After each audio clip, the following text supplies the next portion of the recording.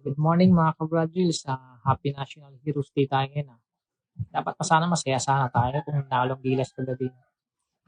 Maliit na opinion na tayo sa pagkatalo ng Gilas kayo. Ang lakas sana ng chance nun no? Lalo na sa game 1 yung sa Dominican.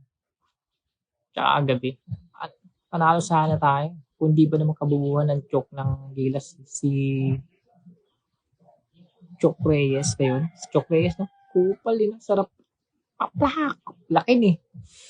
Alam mo yung ginawa ng isang motorista sa isang siklista, yung nag-viral. Sarap ganun yung, Tapos, National Heroes Day ngayon, di ba? Sarap niyang itay sa luneta eh. Tapos batuhin siya ng mga sari-saring bola.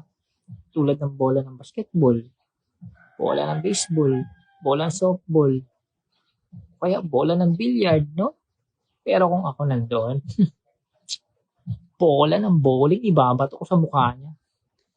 Sayang sila Clarkson, si Reza Bando, tsaka si Kai Soto, no?